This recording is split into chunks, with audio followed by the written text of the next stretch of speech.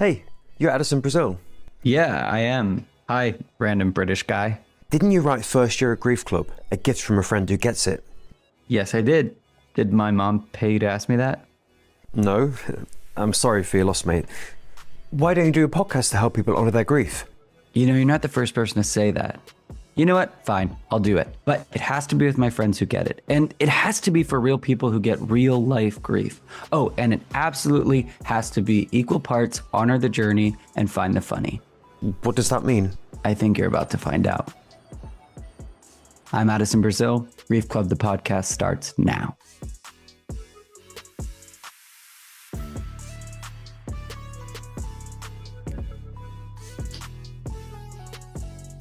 Hello and welcome back to another episode of Grief Club, the podcast, where I take the chapters from my book, First Year of Grief Club, A Gift from a Friend Who Gets It, and use them as a launching point for deeper conversations with special guests and friends. This week, we are going to be launching off of week 9, where I bring up the idea of comparing and competition for the first time. The experiment that I give our readers is to do 1 week of no comparing and noticing how you feel when you do, which will undoubtedly be a lot of fun. So to launch off that idea, I have invited today one of my friends and the executive adventurer herself, Charlotte Fowles. Welcome to the show. Thank you so much for having me. Absolutely. So one thing I like to do throughout the book, I have these conscious emotional fitness check-ins. And so as we're getting started, I just like to kind of settle into the space and check in with my guests. So if we take a deep breath. In one word, how are you feeling physically right now? Oh, good. Yeah, I'm going to go with excited. In one word, how are you feeling emotionally right now? I'm excited. It's weird to say, yeah, I'm excited to talk about grief. Well, you never know. On this podcast, I'm going to say hopeful. And in one word, how are you feeling mentally right now? Mentally. It's been, I'm about to go away in a few days, so there's a lot on, but I feel quite clear and if that's quite clear, if that's the point, but still there's lots in there, but it's not. And that was one word, guys. That was just dashes in between. It was one beautifully hyphenated word. Mentally, I've shifted just in that to giggly mentally, which of course is part of the journey here. So one thing I would love to do is just to allow you to take a few minutes to honor your journey openly. Share with us what you would like, what you feel inspired to, and kind of give us an idea of how you got to be doing the work that you're doing today. Thank you. So there's a couple of sides to that, I guess, in that, the executive adventure is the title of the people that I work with. It's like a psychographic rather than a demographic of people. But if we want the demographics, it's usually corporate leaders and executives. And I work with them in a coaching and mentoring capacity to help free them from their inner critic. And some people will know this as imposter syndrome. Some people don't like that phrase. It comes up in many different ways, shapes and forms, but essentially it's building up more of our self-confidence, more of our trust, more of our self-belief to enable them to lead in the way they want to lead, to show up for their teams and their families and their friends in the way they want to, and to enjoy all that success, because they're often very successful people. And some of the problem that people have is that they presume people in those positions don't have what we call being inner critic or any of that imposter stuff, and they do. And that's all linked to confidence in many different ways. So that's what I do. And I had my own journey with it. And it was a long one. And I'm incredibly glad to have done the work that I've done for myself and now be able to share a lot of those learnings with people, as well as the formal trainings and qualifications that I also have. And then I have the life side that has been going along all alongside my career. And that's, I guess, why not just why I'm here, but that as and you've invited me on, I've had a huge amount of loss, grief in quite a relatively short space of time. And that was what I termed in a recent speech adventures that I didn't choose. So I love adventuring in the real sense of the word in the world. And these were all things I had to survive and I had to cope with. And I did not choose one of them. So it was a lot. I would say it's about at least 10 years of where things were just getting worse and worse, or definitely no better. And just when you think you've picked yourself up, something else comes along. Began with the death of my father, and then everyone just seemed to keep dying, including tragically my best friend, who's age 36 at the time. My granddad, whilst he was old, it happened at a time when everyone else was going. Sadly, my uncle also. I was suffering recurrent miscarriages at this time through these years as well. So there's a lot of loss in there. I was having, invasive procedures and operations as part of all of that. I did things to try and make myself feel better and focus on what you can do, not what you can't do. And I did a sort of physical challenge, and then I broke my leg doing it. So there's a loss of fitness in there, and then a refinding of self. And then I was in a depression, a very bad depression, as a result of a lot of this grief and loss. And as my therapist said when I turned up for that particular tranche of work, I'm not surprised you're here. It'd been at that point 7 years of just this kind of endless cycle. And it culminated in a very close call of what I would call a suicidal moment on a train platform, and thankfully that did not carry through with that. But it was a dark place. And then just when you think that that's done, then I'm laughing, but and I know me too, because I'm like, hold on to your seats, guys. I was just like, I know you have it's not funny, but it's one of those things where if this was a movie, you'd be like, oh, come on. Like, it just like give the poor character a break, right? And I really, really dug in with that work that time. It was the third time I'd been depressed, but I hadn't been depressed for 12 years. So I kept myself well, and I did a lot of work, and I was feeling really great about everything. I've kicked that in the ass for the third time. That's it. Come on, I'm turning 40 this year. This is a couple of years ago. I'm going to do all these things, going to have a great year. And in February of that year, which is 2019, I believe, 2019, I was diagnosed with stage 3B skin cancer, and then had a huge operation and had to undergo a year of chemotherapy. And just when I thought that was going to be the thing, my marriage finally ended a few months into the chemotherapy. So it's fair to say I've had quite the journey.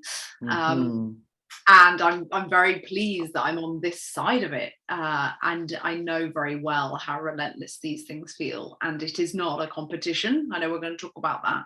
But sometimes it can really feel as if, nothing can go right. Or at least when you feel like you just got there, something else comes along to sideswipe you.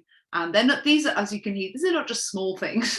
I mean, I was just thinking that like any human, while going through that much, is going to at least subconsciously also just be comparing to the experiences of those around you. That's going to happen. You're the perfect guest for this show, because as you've already proven, you're not afraid to dive deep, pun intended. We'll get to that as well. And honor the journey, but also find the funny. We have that in common, where just when the story gets to be a bit too much, it's kind of quite literally the point where in life too you have to start laughing, and I love that you have that. I have wild deja vu right now, which means that, I'm exactly where I'm meant to be. That's what I've, reframed that as. It's Yeah. so odd, because I know we definitely have not done this before. But yeah, so I mean, when we talk about this idea of no comparing, I thought of you immediately, after I saw your speech in Barcelona, about the inner critic, because I can only imagine that's who's dialoguing most of the comparing that comes up with us. So I'd love for you to just kind of explain what you mean, to our beginner ears, when you say, first building a relationship with your inner critic, or paying attention to that. For sure. So, the first stage of any work that we do is awareness, and I think the first thing to note for many people, it is not you. So I think lots of people are like, oh, there's a voice in my head, or this side of me says this. It isn't. It's in there, but it's for everybody. It is a result of all of our cultural conditioning, societal conditioning, our upbringings, things we've heard, information we've taken in. It isn't actually our real selves. And some of that is tradition, some of it's peer pressure, some of it's anything, for example, but one of the strongest things for many of us, I think, is a body image. When you think about how strong that is, and particularly for women, over the years, what we should and shouldn't look like, that has changed with fashions. And yet, so different women in different generations and different decades would have thought they should, in inverted commas, look a certain way. Now they didn't wake up in the morning and decide that. It was information that was fed to them. And so this is the same with any issue that we're talking about. The inner critic, people find it very comforting when I say it's not you. Yeah.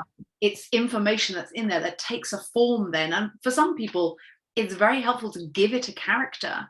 And for some people, it takes the form of someone who's particularly critical, perhaps a teacher or a parent or a relative, or even, I don't know, like a boss or something. And a really helpful tool is, again, we've spoken about humor, but is to sometimes take some of the power out of it by giving it a silly voice or something a bit, but that doesn't work for everybody. But it is very important to have this awareness. Firstly, that's not you.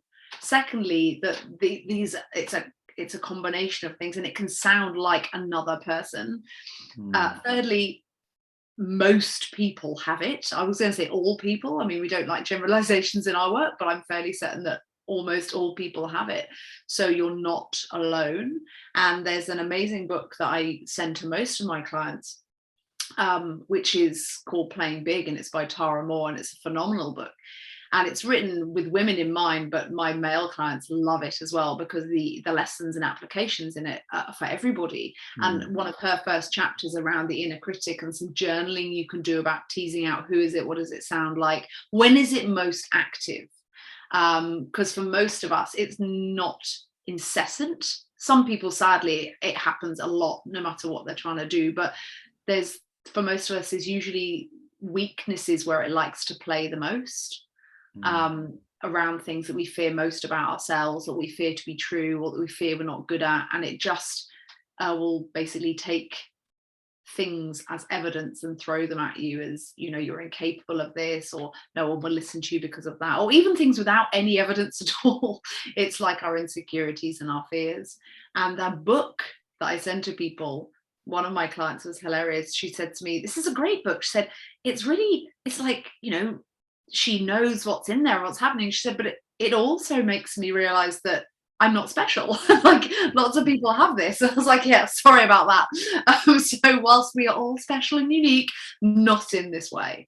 So if anyone does not know that, who is listening, I hope that is somewhat perversely reassuring. Yeah, and that is definitely something that, once you uncover that, you kind of go into accidentally assuming that everybody knows everybody has this, but it is the easiest thing to forget that everybody has this inner critic voice in them, and that at some point or another feel unworthy or, incapable in some way. And I think that, as you know, and I know, that grief can be a huge test of that, and it leaves part of you very vulnerable to kind of not defend yourself to that critic and to that voice, and to not, kind of discern. which is why I put it quite early in the book to kind of start to really noticing, these patterns that are happening, because, a whole grief process can take form where you haven't checked in this way and you weren't looking out for it. How would you say, like, how does one kind of differentiate if it's their inner critic or their intuition? Like what are some of like the telltales of like, okay, that's your inner critic, that's not you, that's programming? The critic will use generalizations, sweeping statements, things that are not specific, and it's only ever negative. Intuition is not always negative. It's also, there's critical thought, but that's based on facts and evidence. And the critic doesn't usually work there. Or it takes one incident that happened 20 years ago and it replays it and it just looks for other things to see that is evidence of that. Yeah, which of course it isn't. But that's where the difference is. Again, the book has some really incredible exercises around it, but it's sort of examples of there's these generalizations. There's the sweeping term. Oh, you're not good enough. No one's going to listen to you, like without any follow up. And an important thing to know is that it's pointless to argue with it because we lose, because it gets really strong. And you mentioned in grief, we're quite low at that time, and it's when you're low, it probably will be louder. So that awareness of yourself and how checking in is so good, because when it gets a bit loud or you're tired or you're sad, it's easy for it to then, because you haven't got the resilience, for it to be working with it. The important thing, another great not just awareness, is acknowledging it. And I like to say it's like I've said, it's not actually part of you, but it is part of a system within you that is trying to keep you safe. It just sounds like an asshole. Like that's the problem. It's not like a nice parent looking after you and like, oh, be careful. It's like, no, stop that.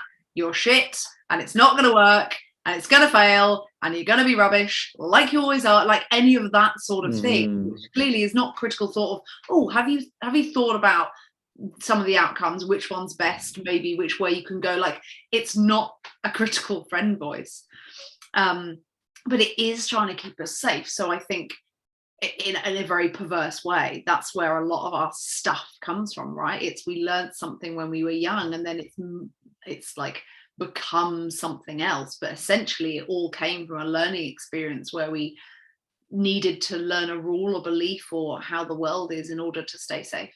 So with that in mind, it's really powerful if you hear it to acknowledge it. I understand what you're trying to do and I appreciate that, and that's not necessary right now. That's kind of the first place to start. It doesn't mean it will shut up. It might keep going. But if you're arguing with it, well, that's not true because I did this and this was fine. But it will just come in with all of the buts and all of the stuff. That's how it goes. So the work that I do with people, it's a deeper piece to start building other things that you can listen to and other things that you can take in, because our minds are amazing at learning, but we need to point them in the right direction. And the critic has been loud for so long, we're used to hearing it, we're just used to it playing on repeat there. But again, acknowledging it is a very, rather than shut up or shutting it down, is much more effective strategy.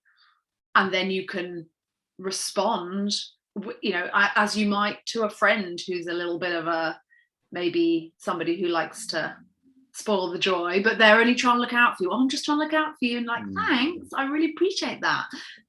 And I don't need that today. Yeah, I love like that approach, because I think if we were just to kind of bring this up, you would naturally go into sort of a judgmental, it's almost like your inner critic would be judging your inner critic. And another favorite thing it likes to do. Then you judge yourself for judging yourself, and then you just never stop. Yeah, and I'm like, I can see how so quickly, like, especially if you have any sort of perfectionist kind of mindset, how that could really unravel this idea. And I've done it too, where I try to find it funny. Like, it's so funny how you're trying to protect me right now when I'm safe. Like, it's so, because I love how you said it really takes the sting out of, this is a part of me. This is something that's wrong with me. This is something that's constantly like kind of working against you. exactly like a friend, you wouldn't approach it if you knew that they, even though it's maybe misguided and it's not the way you would ask for support, it's what they're trying to do. They're trying to keep you safe. They're trying to support you. I mean, we all know that archetype parent figure that just scares you into not doing anything because they just want to keep you safe at their core, but it's just not being communicated that way. And so I think it's really helpful, like just initially as someone's really starting to notice this voice, to do what you're saying and just, say thank you and I'm good, and just get used to responding to it, because it can be very weird and very foreign, and for giddy people like us, probably funny when you start the very first time responding to that voice.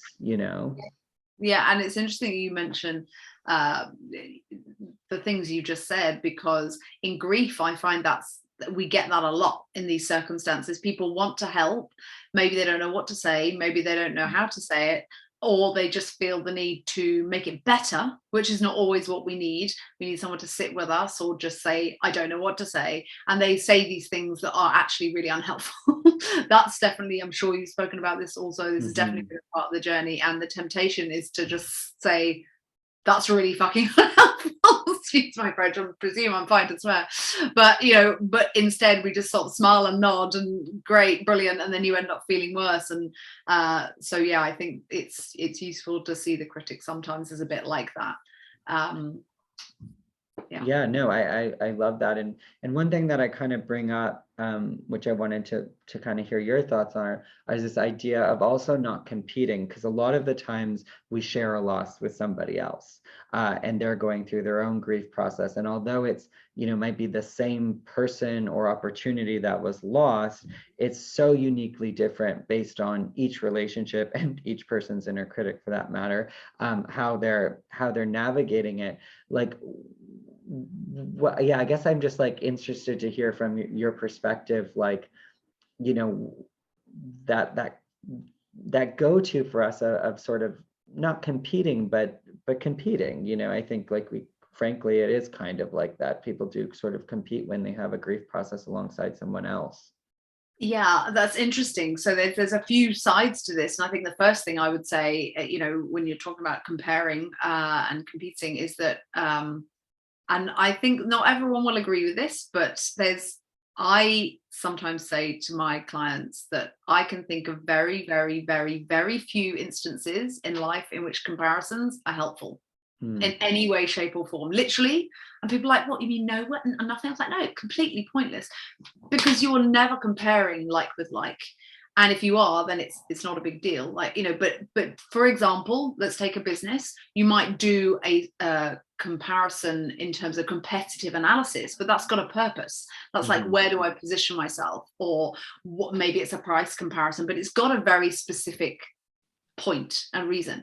Or if you are an athlete, for example, you might be comparing your scores and your fitness and your times, because in a very specific instance, you need, because you choose to maybe you want to beat that person, or you want to see how you are there. But anything other than those very specific outcome focused pieces, which again, the point, it could be arguable there as to how useful that actually is, but that's a discussion for another day. But in those specific instances, that's helpful. But other than that, we are all so different. You are, I mean, it's just insane to compare. Nothing good comes from it. And people will always try and argue me with this, by the way. They always try and give me a for instance, and it never goes well, because when you follow the thread down, you're like, and so how does that play out? And so what about this? And you are never, when you compare with somebody else, you never have all the information, unless you literally sit down and do the comparison jointly. But do you do that? Do you see someone on social media, or even your sister or your friend or your partner? Do you sit down and go, so I'm thinking about this, I'd like to compare? No, you don't. You make it up in your head, and then you are, I'm sure we've all heard that phrase, don't compare your insides with other people's outsides, because you are only having the information that somebody else wishes you to know about them in anything, in any comparison. So everything else is made up. So you don't have all the information. It is not useful to you. It is completely pointless. And it is usually what we call a cognitive distortion. You are usually doing it in a distorted way where you are only comparing yourself unfavorably. There isn't a balance. And even if you then start to compare yourself favorably, as in like, oh, I'm better than, well, again, that's not balanced, and that's not actually very useful to you, because it's a sign that you are maybe judging something, which is a sign of how you maybe will then judge yourself. So those sort of things, they don't last. So that's the first thing I would say, is comparison is completely and utterly pointless. And if we could all stop doing it, we'd all be very, very happy, or a lot happier. Yeah, and pausing and just asking, how did that serve me, or does this serve me? Especially, if with grief, if your goal is to have some sense of thriving and living a full life within a loss that can't be changed, that was meaningful to you, is this bringing you closer to? And the funny thing is, I laugh because, in my original days of being coached, like I was like the people you're saying, where I wanted to play devil's advocate. But then when you put it into what I call like the lab hours of applying this concept to real life, it's kind of funny how like it's almost never serves you to critically compare in any way. Again, it's a bit like the inner critic. There is comparison, or critical comparison, I would say, where it may, like if you are going for a job, but again, people do this like, oh, but I don't know what the competition is like. I'm like, and again, how relevant is that for that job? Because you can only have agency over the thing you have agency over, which is what you've done, where you've been, the experience you have, how you show up, how you interact with that person. Like, if you knew what the competition was, they might play a blinder that day, or they might have a total like complete flunk and like be totally rubbish in the interview, but you have no agency over any of that. So even if you know who they are and how they are, that doesn't help you. It helps you in no way whatsoever. So it's not helpful. And then, wow, the comparisons in grief. And there's a phrase that I heard, I don't know if you're familiar with it, which is like the grief Olympics, which it's so sick. But and it's not judging anyone that does this, because everybody that is doing this is trying to find meaning, they're trying to find comfort, and they're trying to find something, or they're trying to give themselves something that they're missing. But when people compare your loss with their loss, and thgoing not in an empathetic way, or they are saying, oh, but it's not as bad as this, or it could be worse. I mean, that's my favorite, isn't it? It could be worse. Like, I'm going to swear again. It's from, so it's a great comedian called Lee Evans. And he does a sketch about, he says, why does always people say, if you break your leg, oh, you were lucky, really? And he's like, no, I broke my leg. And they say, well, it could be worse. And he's like, could be fucking better. And I think there's a lot of that I laugh about it. And I'm going to say something now, which I read somewhere, and I thought, I heard it, and I thought it was brilliant. There is one person in this whole world of 7 billion people who has it the absolute worst. Literally, there's one person right there at the bottom of whatever is happening. Everybody else is allowed to have things happen to them and for it to be bad. It's all relative, and you don't have to always look for somebody else who's got it worse. There's a difference between really wallowing and all that sort of thing, but even that is serving a purpose for some people of comfort in some time. But there's often you're adding to your suffering. You're already suffering, and then you are saying, well, it could be worse, so therefore I should be feeling something different, or I should be behaving in a different way. And it's just such crap. Like, it's that one person, are they the only person that's ever allowed to feel bad about anything? No. So again, this is where comparisons are just not helpful. And I know I've said unhelpful things to people before I went through my experience. I guess is one of the things I'm grateful for, is it gives me such a sense of what not to say, but also how to say to people, here are helpful things you can say, and here are less helpful things. But for example, like when somebody older dies, it's at my granddad's funeral, the vicar said, and I agree, he said, this is sad, and we mourn the loss of someone we've loved for a long time, and we're thankful there's no tragedy here. So when I think about that compared to my best friend, or someone very young or a child, you think, but the layers of sadness and suffering are often more because you think about the unfairness and the lost potential and all of that, the tragic aspect of it. However, an older person, we've loved them for longer, so we've got more to miss. And again, that's not saying a younger person that isn't as strong, but it's, do you see there's sides to everything? And so when people say, well, they had a good innings, you just think, that's not helpful. Right now, I'm really missing that person. I'm heartbroken that they're gone, or they're on their way out, they're dying, and I can see this happening, or whatever. Like, telling me that, or what I should be grateful for, isn't helpful. With miscarriages, you often have, oh, at least you can get pregnant. And again, I'm like, that is pretty useless to me unless it turns into a live child, which, readers, it has not. So again, there is no comfort there. In fact, it's doubly painful. But I know I said that, by the way, so I'm not at all perfect. Yeah, it's really weird how comparison sort of over the years really has gone Trojan horsed into condolences.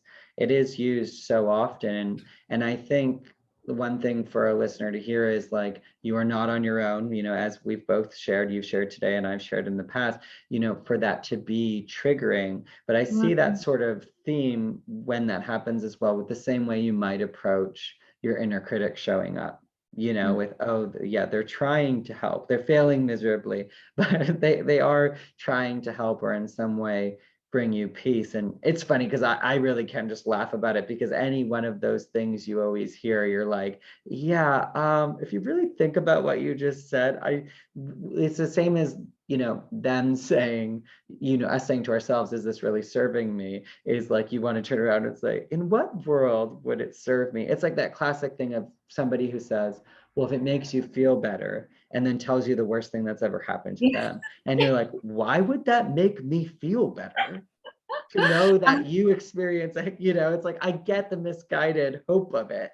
I think that's why these conversations are so important. And I know Brené Brown, you love her work also, and these conversations are important because nobody sits down and teaches us this stuff. So you learn it by messing up yourself, and then having someone say, that's not helpful, that's really hurtful, and then you feeling terrible.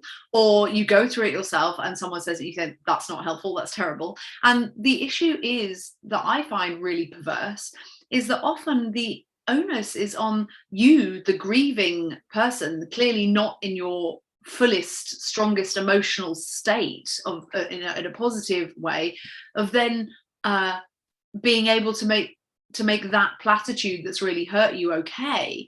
And it's not always possible.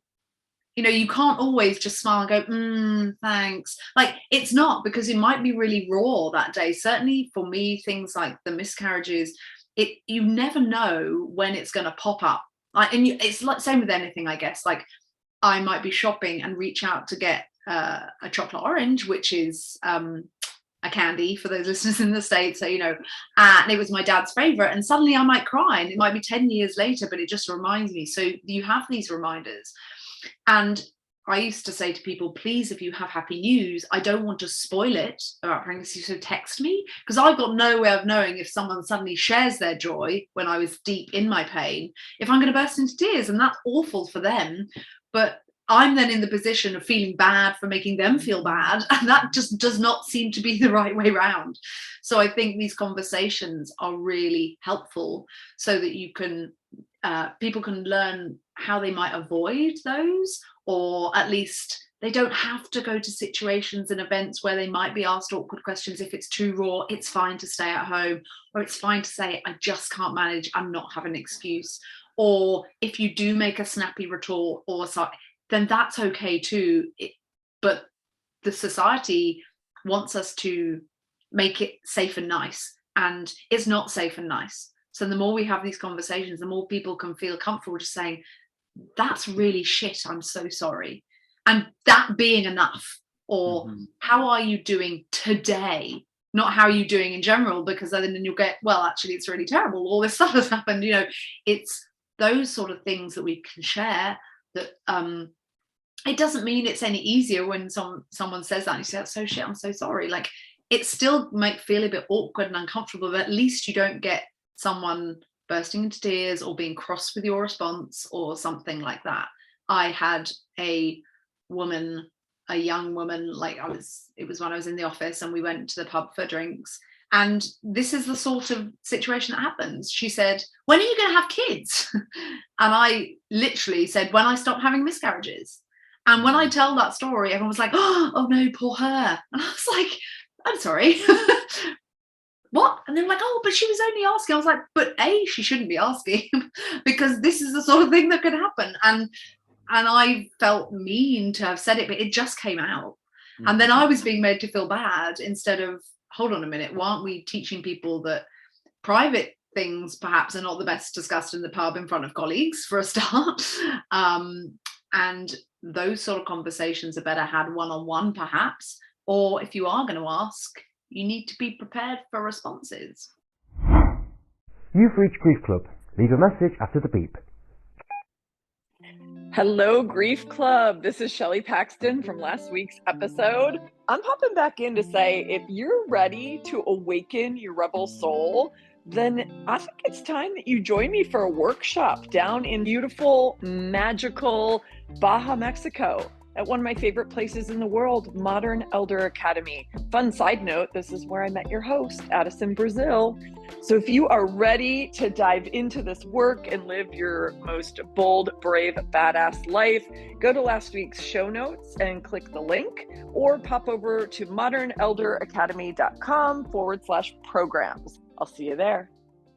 Yeah, and it just shows full circle on either side of that equation.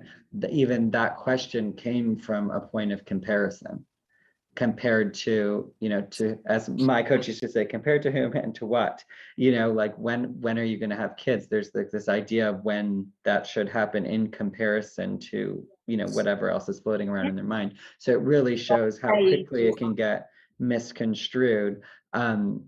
So of course, when this shows up in our lives, whether you feel like, when I say grief competition, I sort of mean where, whenever you share something and someone kind of jumps into how it's, how they know all about that, rather than honoring your experience. And one thing I like to say to each other is, who would you trust to be the expert of your experience, to speak on your behalf? What other person? And to be honest, for me, that answer is nobody.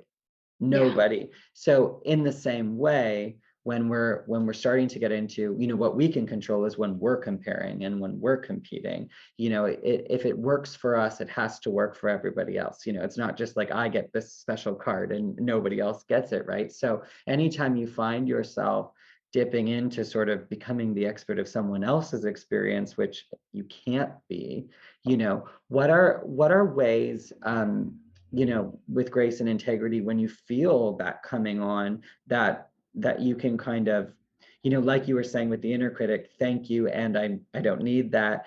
How would you suggest someone navigates that when it's not your inner critic and it's someone that answers back that you might have to see and learn to cohabitate within your grief So you're saying if someone is sharing because they and often it's just a misguided attempt to connect and have empathy. Right. And so none of this ever comes from a bad place. Nobody intends to make you feel bad, and we know that. So that's what you're asking, isn't it? Is if when somebody shares in response to your share. Well, again, I think Brené Brown has some great stuff to say about this, and there's various people, and I think so. If someone was doing that to me, it depends how well you know the person. I think it's really hard to say do this or do that, and it depends how comfortable you are in that situation. It depends how you're feeling at the time. It depends how generous you're feeling, how resilient you're feeling, because I don't think there's one way that works or will work. Some people, a phrase such as "thank you so much for sharing that," in an attempt to understand what I'm going through. I really appreciate you trying to understand that. This is what it's like for me. That kind of like, thank you from where it came from. I'm sorry you went through that. For me, it's a bit different. I feel a bit more like this. And again, it depends how well you know the person. Because if it's somebody you know very well, you could say, do you think we can make some space just to focus on this bit, because I just need to talk about it, it's really bothering me. But again, that's quite an intimate conversation to have. If it's a platitude or somebody you don't know well, you probably don't want to go too much with them anyway.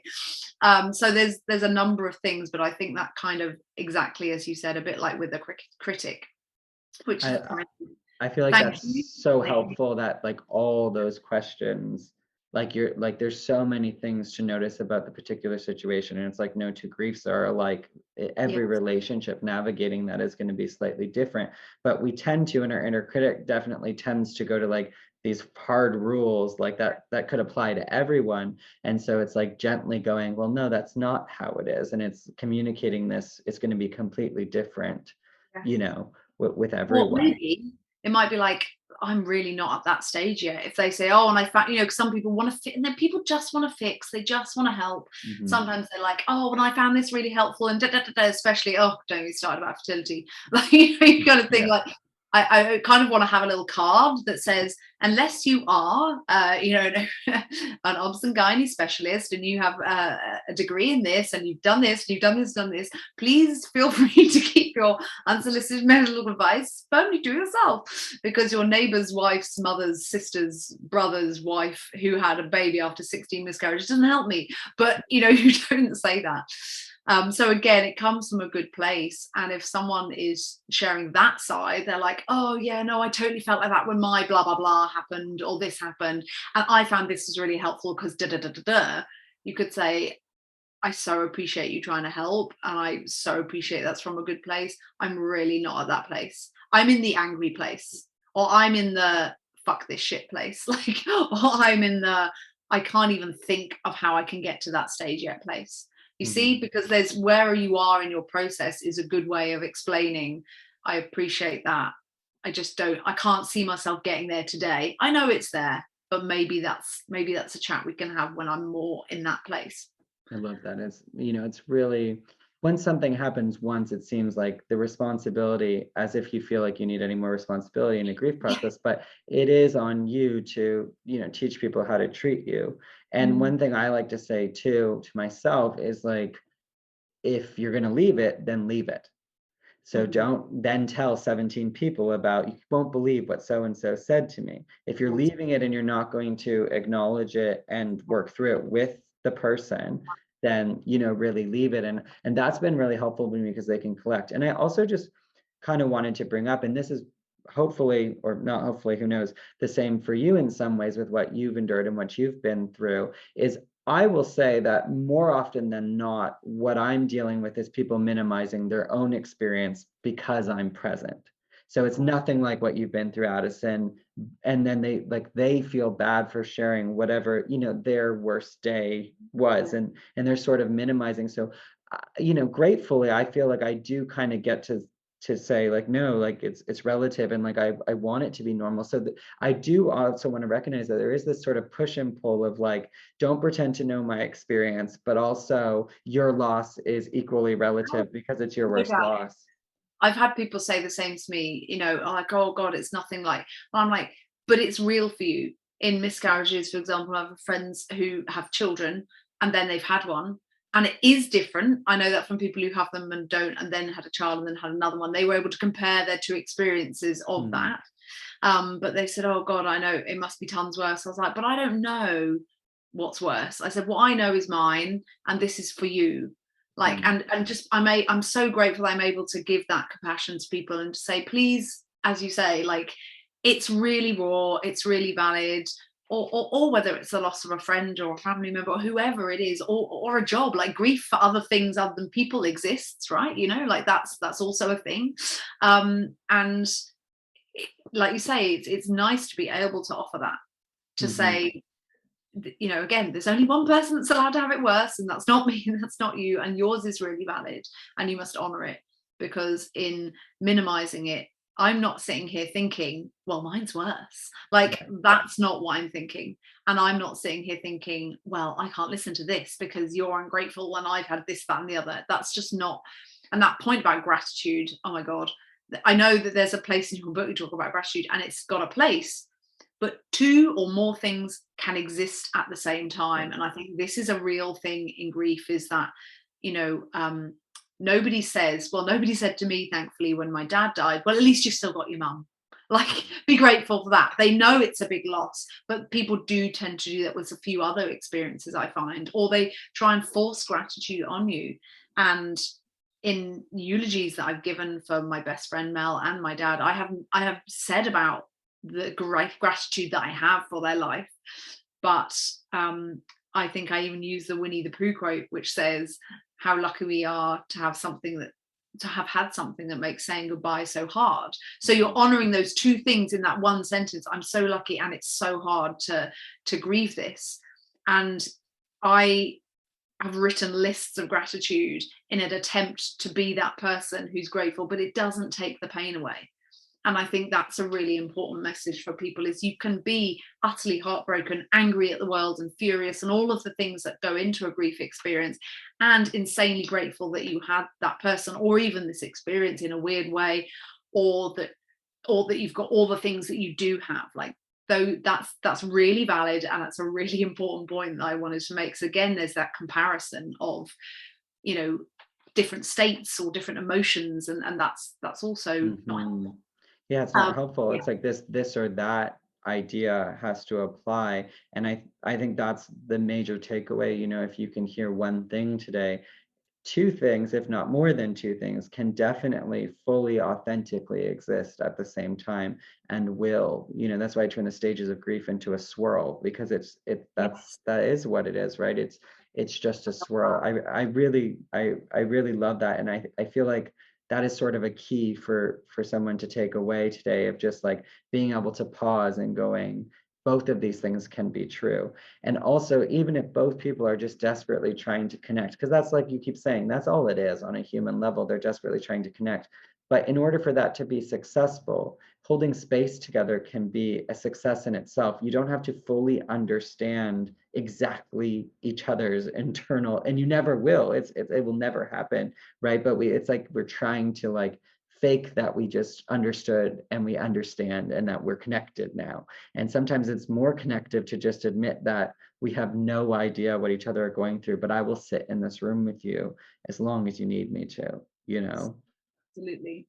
Another thing that's, again, a kind of comparison that I know others who I've had other people say, doesn't it really bug you when people say this? And I don't know if you have this also, is when you've been through a lot and you've dealt with it to what other people think is well. Because again, that's a judgment. By the way, what is dealing with something well, and how do you know, and why do you get to decide and give it a label? Like, this is a good way of dealing with, this is a bad way of dealing with. Like, who gets to decide that? But when you have, by all intents and purposes, to the outside world, look like you're doing well, or you're so strong. I get that a lot, and that's great, and I'm grateful, and that's true. But I often have said, but what if I wasn't? You know, or we need to make it okay for people to know that there is sometimes no dignity in terminal illness, death, or grief. And I know this comes from a good place, but it's something that really, really bugs me, is when people are praised after they've died for dealing with something with dignity. Now, you and I know that many illnesses and deaths and things like that, there is zero dignity to a lot of this stuff. It's very visceral and it's very awful. And I think it comes from a good place, but I'm like, but why are we praising dignity? It's a blog I want to write, and kind of, it's just another way of comparing, labeling, and judging an experience, which might be absolutely the worst thing ever. If anybody has read Lionel Shriver's amazing book, So Much for That, about somebody who's suffering and going through chemotherapy and cancer, there's some really graphic stuff in there about things that the person has to deal with in the story. There's no dignity in that.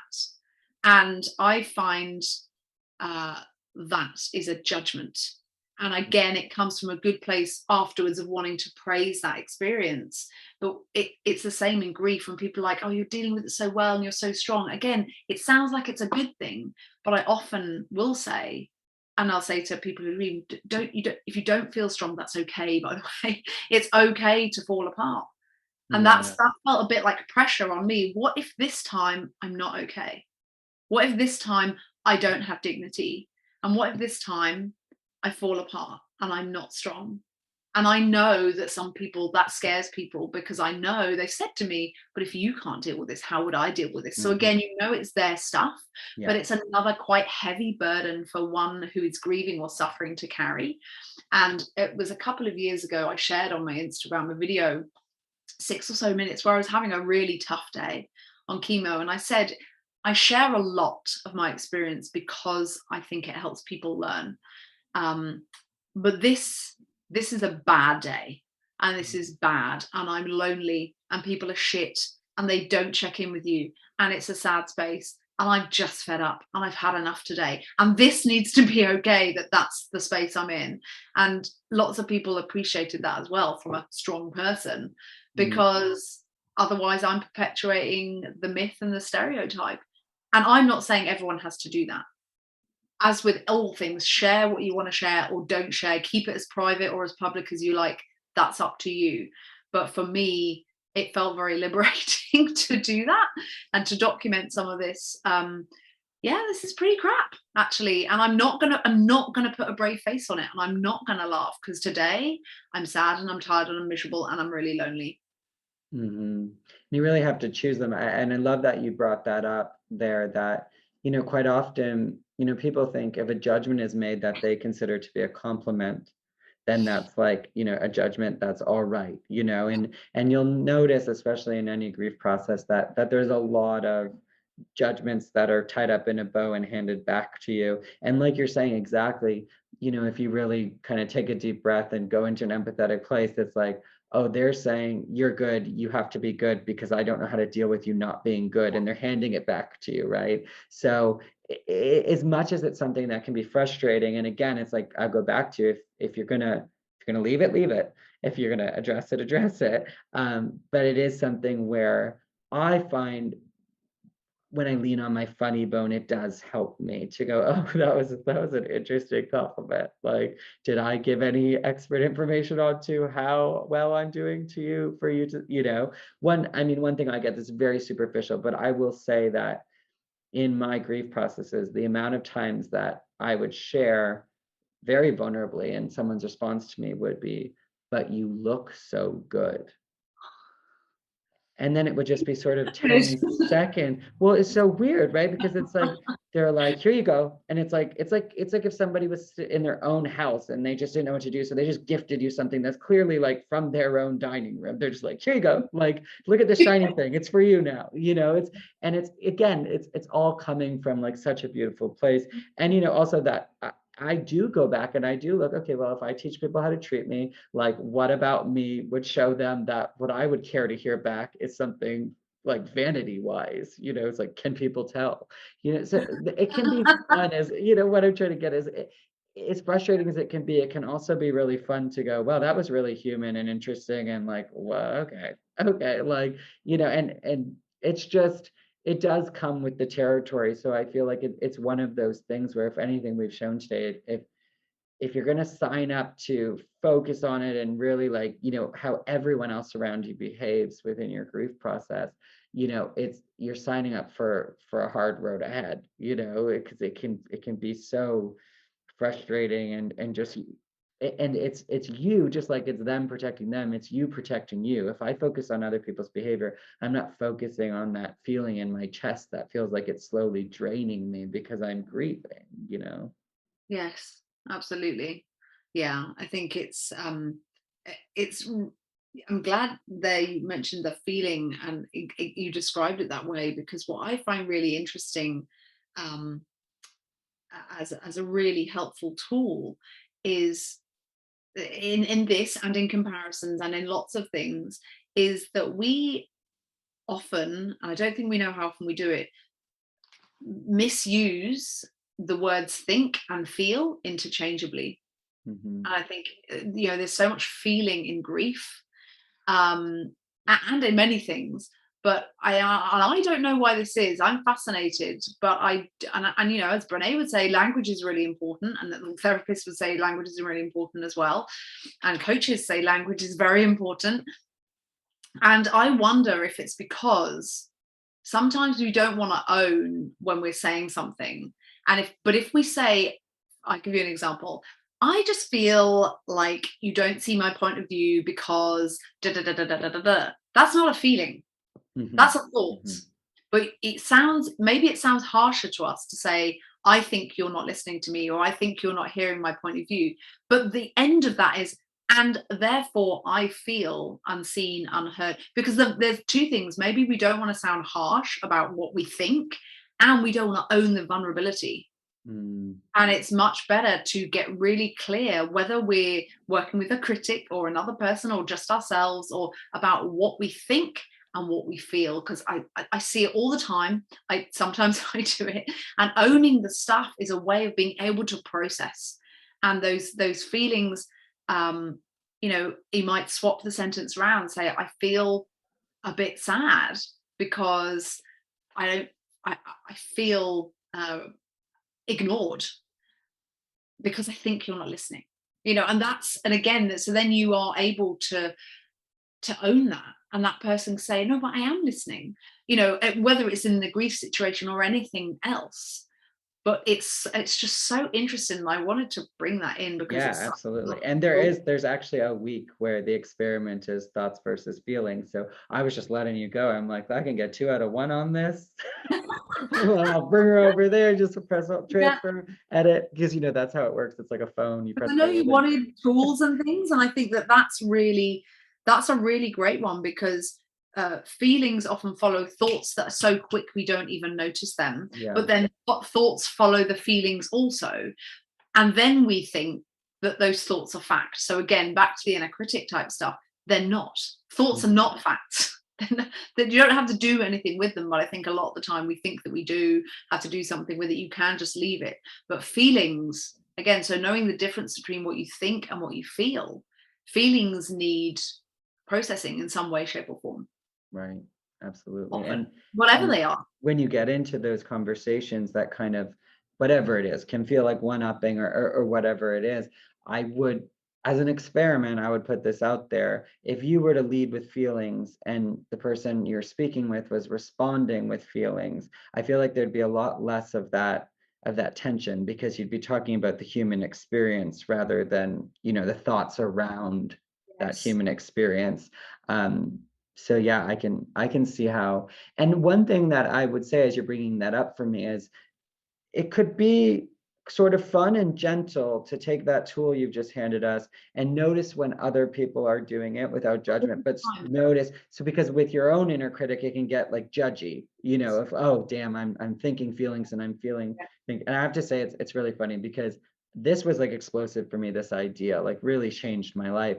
And one of my friends called me one day and she was like, so my therapist brought up this idea like of thoughts versus feelings, and I had never heard it before. And so I Googled it, and the first article to come up was one you wrote when I was in the mental health startup that I wrote.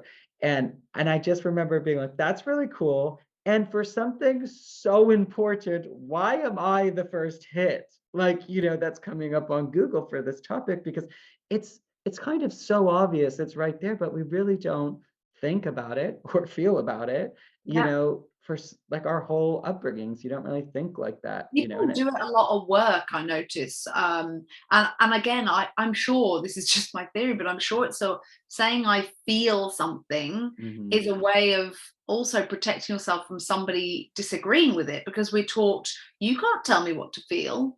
You can't tell me what are my experiences like, and it's not a conscious process. I just wonder if there's all these sort of things going on where, if someone says, yeah, I'm not feeling that that's right, it basically what they mean is I'm not thinking that's the way we need to go, but it sounds softer, and then it's harder for someone else to critique a feeling, right? So it's almost like a double protection sort of thing, which again is all just about keeping us safe, but it doesn't actually get us closer to resolving any of what it is we want to resolve, because there isn't depth in there, and there isn't honesty either. And yeah, it's really interesting watching telly or any of these sort of things. I understand some things are more scripted, but it is really interesting to see that and to catch yourself doing it, thinking, oh, own it, Yeah, it's really funny to think of these things, and then, as we'll naturally segue into the Find the Funny segment, but it is really funny after, say, if you did all the experiments in this book, or you spent time working with Charlotte, then going back and watching reality TV, it's a very fun, easy way to go, well, wow, like this really, it's just so obvious that it doesn't serve people, and which is why it's entertaining, that it's just like, I can't watch. But it ruins it for you, because you're like, well, if they had just made amends with integrity, and if they were, and you're catching up. It's literally painful for me. It's like a literally like a billboard for, just like it's really funny. I still enjoy some television. I still enjoy films. Like, I love a bit of escapism. That's obviously very important in grief process as well. But it has to be quite particular, because certainly reality TV, even if it's not semi-scripted stuff, if it's actual like reality TV, like you just can hear the pain screaming off the set, and and you just kind of want to jump in and just suggest they maybe have a little chat with a therapist. And do you know what? There's nothing wrong. This is another thing I want to say. Like, therapy, I know in the States it's much more sort of accepted, but there's still stigma and things like that. But it is literally just a way to understand ourselves. Like, that's literally it. You don't have to have anything to fix, because, by the way, no one needs fixing. You don't have to need anything to heal, because, again, grief is not something you heal. You don't have to have anything to deal with. You may, but it's literally, who am I and how do I work, and getting more understanding and awareness, because that's the start of lots of potential and lots of good things being able to happen, and bad patterns that don't serve you stopping. But yeah, it is sometimes I can't. And also, it just becomes a bit ridiculous. You just watch television, like, if you want that sort of like really obvious, like, because then if you dial it down in some form, like, in your old habits, what were you doing that housewife or that reality show star was doing? And it's like, it's kind of this like fun way to like kind of magnify it and kind of see like how much it really doesn't serve you to. I mean, every cutaway on every reality show is them obviously comparing and critically measuring against, so it's like if it's too much right now on you in a grief process, to just, it's like there are these ways to kind of have fun with the noticing that then like downloads, into you. And yeah, it is. Well, that ends up being more irritating, which I imagine for you. What does make you laugh? Where's your funny? I do have a dark humor, as you'll know. I think they picked that up. I think they picked it up. There's a lot of that, but it does get to a stage where like, this is so goddamn ridiculous. Like, I can't, that I can't even, that phrase, like, I can't.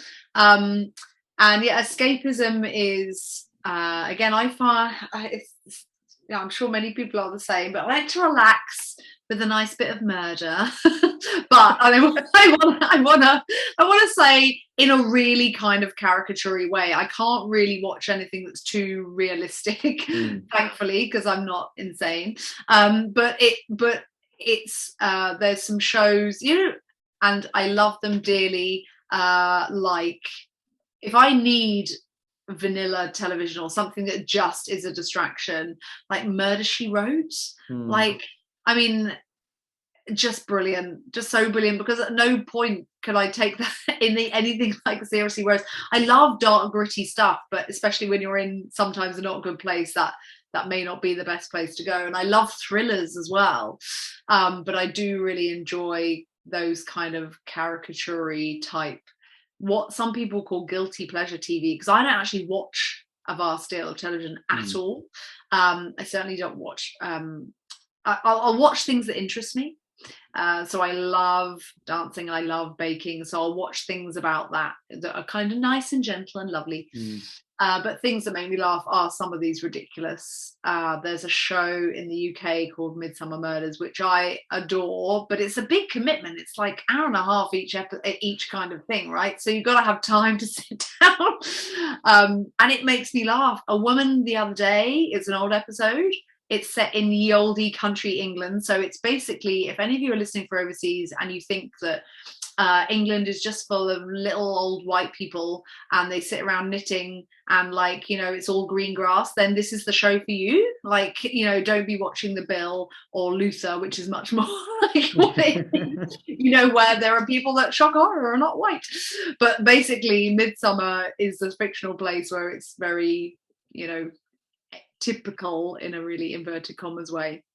And it's countryside, and a woman was crushed to death by a giant wheel of cheese like this. And then in that same episode, somebody was then trampled by a herd of cows, like, which I do know happens before all the outdoors people get on my case about that being an actual danger. But, you know, so it's those sort of things. And I'm laughing because clearly it's sad someone's died, but really a giant wheel of cheese? Like, it's just so ridiculous. The only way this could come full circle is that you end up finding murder to be funny. It's perfect. It's perfect. So there's those things that make me laugh, but because you're just sitting there thinking this is just so ridiculous, there's no part of it that triggers anything painful for me. But yeah, dark humor. I think we spoke before as well about when you're in it, only you can know when it's appropriate to find something funny, and it's often the things that somebody else would go, oh, or they can't imagine, or you get to a point, and I think we've spoken about this before, we have a similar shared experience, you get to a point where you have so little control, not that we do anyway, of everything that is happening, that anything is just kind of, well, whatever, like, okay, so this is happening now, is it? Brilliant. And, you know, people praise you, don't they, for being strong and resilient and all of the stuff. And there was a moment when I was when I was on chemotherapy, one of the delightful side effects is what I used to call surprise diarrhea, because you didn't know if you were going to have it or not. So you'd get all the symptoms as if you might, and you dash to the bathroom and it might be okay, but it might not. So surprise! And so this was obviously great fun. And I was on the way home from a Pink concert, you know, which in Wembley, 90,000 people leaving the stadium. And I had the feelings that this might happen, and there's no way I could escape the subway, the tube. I was just sat there, and I just kind of had to accept that if that's what was going to happen, it was going to happen. And you're just like, this is such a low for me. In that incident, it didn't actually happen, but I felt like I didn't need diarrhea to show me how resilient I was. Like, you get to a point where, like, I think I've got enough.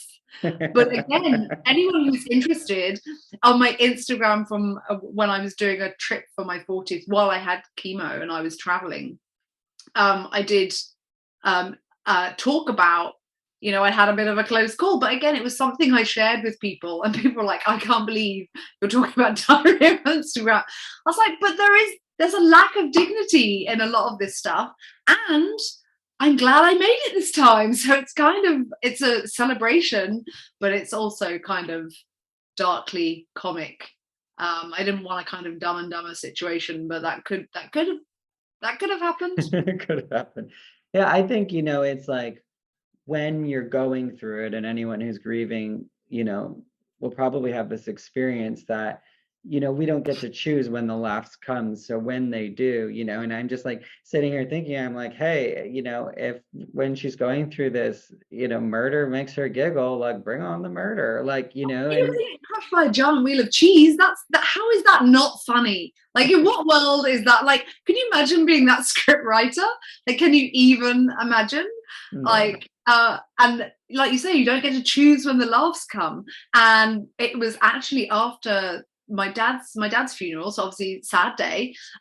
We had a lovely service, and then me and I've got 3 sisters, so there's four girls, and my mum. We went back to my mum's house, and we were obviously all emotionally exhausted and spent and all the rest. And we're like, let's just put something nice on the telly. Let's just put on, you know, like a Disney or something.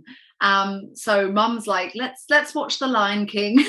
Right? Oh, no. And anyone can see where this is going, right? So we're just like, yeah, no, that's a nice film. Let's film The Lion King. And then within quite a short space of time, we realized, oh, hold on a minute, this is a film about a child whose parent died. Yeah. Sitting there, she's like, oh, you know, I'm so story. And I think it was me, but one of us definitely said, Mum, it's okay. Dad did not get crushed to death by a herd of wildebeest. So it's not that triggering for us right now. Well, hey, listen, I don't know about anybody else, but I find it easier to revisit my own trauma in therapy than to watch The Lion King. I don't know. It gets me. It gets me. Where can people find you? So my website is charlottefowles.com, and the surname is spelled F for Freddie, OWLES. So it's charlottefowles.com. I'm on Instagram, which is at fowles.charlotte, or just search for The Executive Adventurer. I'm on there too. And there's also a newish YouTube channel, Executive Adventurer. Some of my travels are on there. So yeah, those two, I guess, Instagram, my website. I'm also on LinkedIn, just under my name also. So yeah, people can find me there. I promise no more, as far as I know, no more diarrhea stories. My recent nice one of baking. So, if you're there for some outdoor adventure and a bit of baking, then sure, that's where I am. Wonderful. And it is all great content, and you've got some exciting stuff coming up, and we didn't even get into the scuba diving, and there's just so much more to discover about you. So I'll let people do that, because you certainly put out the content for them to get to know you better. As we check out, what's one word for how you're feeling? Happy. I'm gonna say giddy, which is, believe it or not, it seems to end this way a lot. Thank you so much for being here today, and we will talk to you again soon. Thanks, Charlotte. Thank you so much for having me.